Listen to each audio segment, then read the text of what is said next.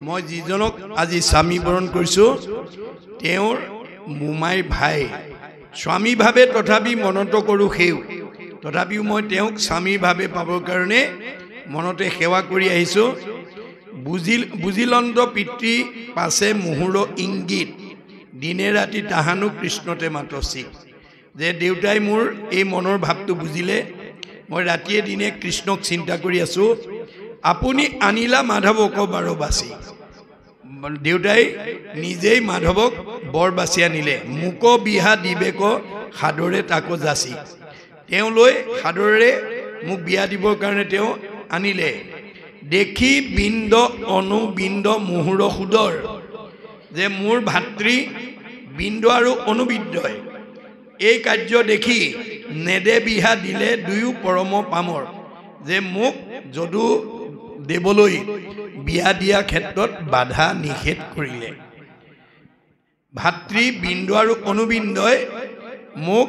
কৃষ্ণলৈ বিয়া দিয়াত বাধা দিলে কৃষ্ণক নখহে মহা দাৰুণ দুৰ্মতি শিশু হন্তে দুষ্ট দুৰ্যোধনৰ সংগতি তেওঁলোকে কৃষ্ণৰ মানে বিৰোধ কৰিছে যিহেতু তেওঁলোকে সৰুৰ পৰাই দুৰ্যোধনৰ লগত সংগতি ৰাখিছিল বা সংগ দিছিল মহামদ গৰ্ভ নুশুনয় কাৰো হাক তেওঁলোকে কাৰো হাক বচন নামানে বুলিল অনেক গোবিন্দক নিন্দাবাক বৰংশ ভগৱন্তক বহুত নিন্দাবাণী কলে উঠি গুচিল অন্তভাৱে বিষ্ণু বিষ্ণু বুলি কৃষ্ণৰ নিন্দা শুনি তেওঁ বিষ্ণু বিষ্ণু বুলি কৈ আঁতৰি গ'ল কৃষ্ণক ধৰিবে দুয়ো আহিলা হামফুলি আৰু দুইজনে কৃষ্ণক ধৰিবৰ কাৰণে আগবাঢ়ি আহিল হাঁহি হৰি দুইকো মুচৰিলা ধৰি ঘাৰ দুইটাৰে ডিঙি মোহাৰি পেলালে ভূমিত পৰিয়া দিলা চৰ পহাৰ আৰু মাটিত পেলালৈ চৰ দিলে চৰৰ চুটে গাল ভৈল ভিন্দাকাৰ কৃষ্ণৰ চৰত তেওঁ গাল ভিন্দাকাৰ হৈ গ'ল পৰি আছে নিশবদে দুয়ো কুলাংগাৰ দুইজনে মাটিত পৰি আছে স্বামীৰ হাতত চুৰ ভৈল দুইৰো দৰ্প যে কৃষ্ণৰ ওচৰত তেওঁৰ লোকৰ দৰ্প চূৰ্ণ হৈ গৈছে গৰুৰৰ আগে যেন দুই ক্ষুদ্ৰ সৰ্প গৰুৰৰ আগত যেনেকৈ ক্ষুদ্ৰ সৰ্প যেনেকুৱা ঠিক কৃষ্ণৰ ওচৰত তেওঁলোক তেনেকৈয়ে পৰাজিত হৈছে ধৰিলা খান্দাক কৃষ্ণে কাটিবাক লাগি পাৱে পৰি পাছে দুইৰো লৈলা জীৱ মাগি খান্দা তুলি দুইজনক শিৰচ্ছেদ কৰিবৰ কাৰণে কৃষ্ণই যেতিয়া আগবাঢ়ি গৈছিল মই চৰণত ধৰি প্ৰাৰ্থনা কৰি মই তেওঁলোক দুটাৰ জীৱন দান বিচাৰিলোঁ মূৰ পদে এৰিলন্ত কালি চুনে চুই সমজ্যাৰ গুচিল লাঞ্জনা আতি হুই যে তেওঁলোকক মানে মোৰ কথা মতে এৰি দিলে কিন্তু চূণ সানি পঠাই দিলে গাঁৱত সকলোৱে মাজত তেওঁলোকক লাঞ্ছনা দিলে লাজ দিলে পিতৃৰ মনত ভৈলা পৰম উৎসাহ পিতৃয়ে পৰম উৎসাহ পালে বিধিমতে দিলা আখি আমাকো বিবাহ আৰু বিধিমতে মোক বিয়া দিলে এতেকে ঈশ্বৰ হেন ভৈলা মহাজ্ঞান সমস্ত সম্পত্তি উচৰ্গিয়া দিলা দান যে কৃষ্ণই পৰম সম্পদ এই কথা জানি তেওঁ অনেক বস্তু উৎসৰ্গা ৰূপে দিলে সুবৰ্ণ ৰথত ৰত্ন গজবাজি ৰথ দিলন্ত যৌতুক যত পুৰী মনোৰথ মন পুৰি মনে ভবামতে তেওঁ সকলো যৌতুক মোক দি পঠালে দিলা লাগে শালংকৃতা যতেক পদ্মিনী চতুৰংগ সেনা আৰু এক অক্ষহিনী এক অক্ষহিনী চতুৰংগ সেনা আৰু বহুতো পদ্মিনী নাৰী যৌতুক হিচাপে দিলে বাদ্য ভণ্ড ছত্ৰ চামৰ চিৰলে মুকলৈয়া আইলা প্ৰভু মহা কৌতূহলে বাদ্য ভণ্ড বজাই পৰম আনন্দৰে ভগৱন্তই মোক লৈ আহিলে এই বুলি মিত্ৰ বিন্দাই দ্ৰুপদী আগত তেওঁ বিবাহৰ কাহিনী কৈছে ইয়াৰ পিছত পদে আমাক কি কৈছে আমি পুনৰ আলোচনা কৰিম বাহক এতিয়া পৰৱৰ্তী পদৰ মাজেদি মিত্ৰ বিন্দাই নিজৰ বৈবাহিক সম্পৰ্ক কৃষ্ণৰ লগত কেনেকৈ সাধন হ'ল আৰু ইয়াত কেনেকৈ তেওঁ ভাতৃদ্বয়ে বাধা নিষেধ কৰিছিল ৰজা মহাৰজাবিলাকে বিৰোধ কৰিছিল এই সম্পৰ্কে এটা সুন্দৰ প্ৰতিচ্ছবি দাঙি ধৰিলে তাৰ মাজতেই সকলো বিৰোধ সকলো মানে বিৰোধী পক্ষক পৰাভূত কৰি তেওঁ কৃষ্ণই পত্নী ৰূপে গ্ৰহণ কৰিলে বা বিবাহ কৰিলে আৰু এইটো কেনেকৈ হ'ল সেই সম্পৰ্কে তেওঁ অৱগত কৰিছে কি বুলি কতবা জন্মত পুণ্য সাঁচি আছোঁ আমি মই বহু জন্মৰ পৰা সঞ্চিত পুণ্যৰ বলত সিকাৰণে পৰম ঈশ্বৰক পাইলোঁ স্বামী ভগৱন্তক স্বামী ৰূপে পাবৰ কাৰণে মই সক্ষম হৈছোঁ অৰ্থাৎ আমাৰ পুণ্য নহ'লে কোনো জীৱই বাঞ্ছিত ফল লাভ কৰিব নোৱাৰে আমাৰ কৰ্মফলক তিনিটা ভাগত বিভক্ত কৰিছে প্ৰাৰব্ধ আৰব্ধ অনাৰব্ধ প্ৰাৰব্ধৰ পুণ্য আৰু পাপৰ ফল আৰব্ধ কালত ভোগ কৰে আৰু আৰব্ধৰ পাপ পুণ্য অনাৰব্ধলৈ লৈ যায় এয়াই হৈছে জীৱন চক্ৰ বাকী আমি যিমান এই পৃথিৱীত ধন ধান পকা ঘৰ দুৱাৰ গাড়ী মটৰ কিনিম সব ইয়াতে এৰি থৈ যাম পুত্ৰ ভাৰ্যা ঐশ্বৰ্য থাকিব ঐতে পৰি পাপ পুণ্য দুই যাব লগত সত্তৰি পাপ আৰু পুণ্য দুটা আমি লগত নিব লাগিব আমাৰ জীৱৰ মৃত্যু নাই জীৱৰ সংস্কাৰ আৰু গতি আছে আপোনালোকৰ এই গাঁৱত যদি আজিৰ দৰে বছৰত এবাৰকৈও যদি ভাগৱত শ্ৰৱণ কীৰ্তন কৰি থাকে এইখন গাঁৱৰ সকলো জীৱ সংস্কাৰী হৈ যাব সংস্কাৰ হোৱাৰ লগে লগে জীয়াই থাকোঁতে শান্তি পাব আৰু মৰিলে সৎগতি পাব জীয়াই থাকোঁতে যি অশান্তিত থাকে মৰিলে সেই জীৱটো অধোগতি যাব আমাৰ মৃত্যু নাই গতি আছে হয় ঊৰ্ধ্বগতি নহয় অধোগতি আমি ঊৰ্ধ্বগতি হ'বলৈ হ'লে ভাগৱতৰ আদৰ্শবিলাক আমি অনুকৰণ কৰিব লাগিব এতিয়া ইয়াত যেনেকৈ কৃষ্ণৰ বৈবাহিক সম্পৰ্ক অষ্টমহিষীৰ লগত হোৱাৰ ক্ষেত্ৰত যিবিলাক বাধাই আমাক দেখা দিছে ৰজা মহাৰজাবিলাকৰ দ্বাৰা বাধা পাইছে কাৰোবাৰ ককাই ভাইৰ দ্বাৰা বাধা কৰিছে কাৰোবাৰ বিৰোধী পক্ষই বাধা কৰিছে ইত্যাদি ইত্যাদি কিন্তু আমি যদি ঈশ্বৰ ভক্তিপৰায়ণ হওঁ ঈশ্বৰত যদি আমাৰ ঐকান্তিক বিশ্বাস থাকে তেতিয়াহ'লে ভগৱন্তই আমাক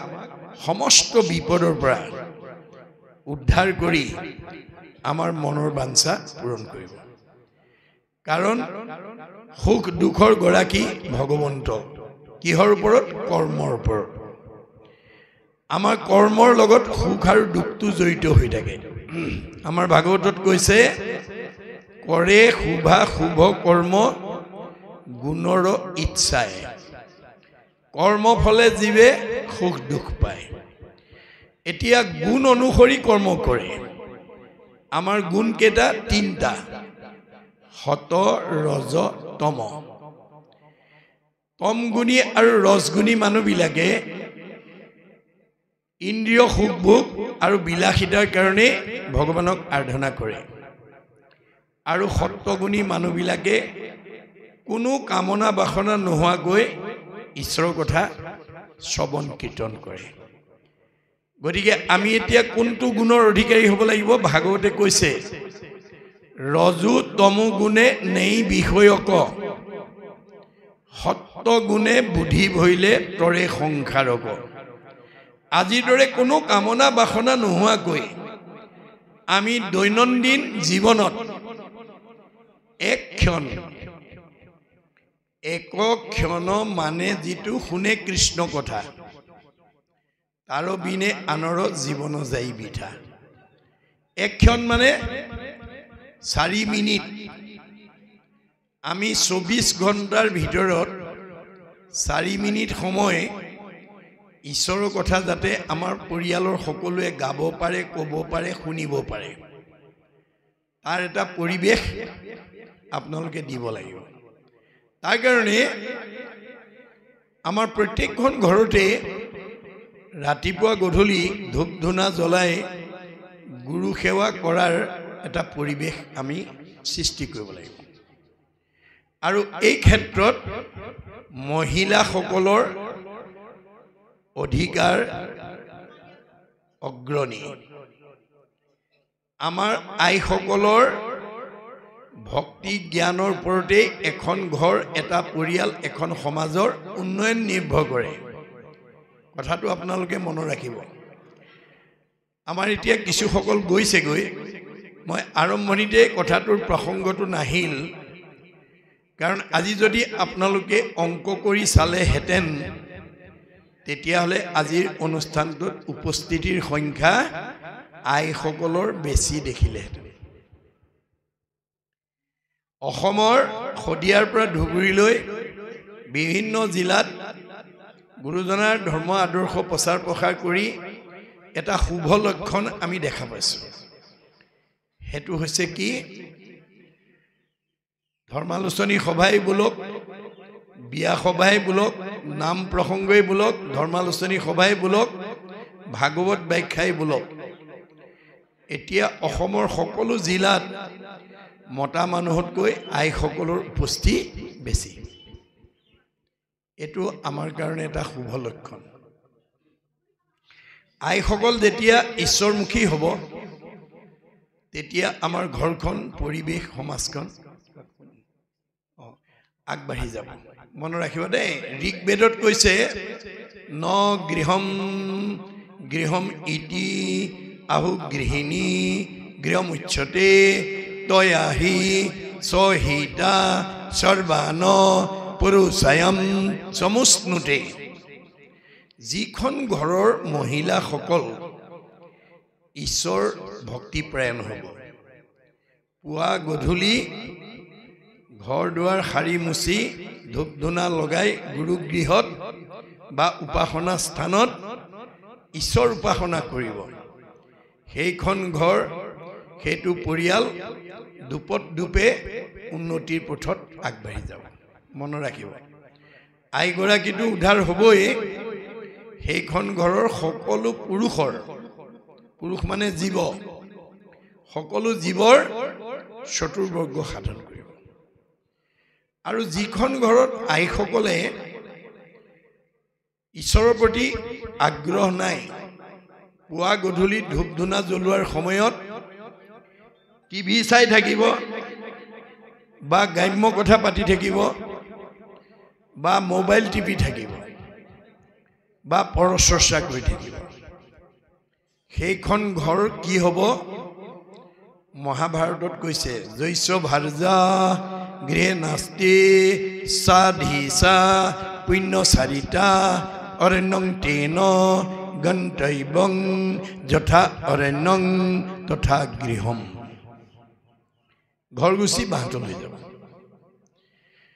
এতিয়া আমাৰ বেদৰ মতে, ভাগৱতৰ দৰ্শন মতে, আইসকলে ইচ্ছা কৰিলে এখন ঘৰ বৈকুণ্ঠলৈ উত্তৰণ কৰিব পাৰে আৰু ইচ্ছা কৰিলে ঘৰ গুচি বাহঁতল কৰিব পাৰে। আমি এতিয়া বাহঁতল হোৱাটো কোনেও নিবিচাৰোঁ। আমি ঘৰখন বৈকুণ্ঠৰ সদৃশ হোৱাটো আমি সকলোৱে বিচাৰোঁ। পৰিয়ালটো শান্তি আনন্দ সুখত বাস কৰাটো আমি সকলোৱে বিচাৰোঁ। কিন্তু আমি বিচাৰিলেই নহ'ব, মহিয়সী নাৰীসকলৰ আদৰ্শৰে আমি ঘৰখন পৰিচালনা কৰিবৰ কাৰণে প্ৰধানকৈ আইসকলে গুৰুত্ব দিব লাগিব।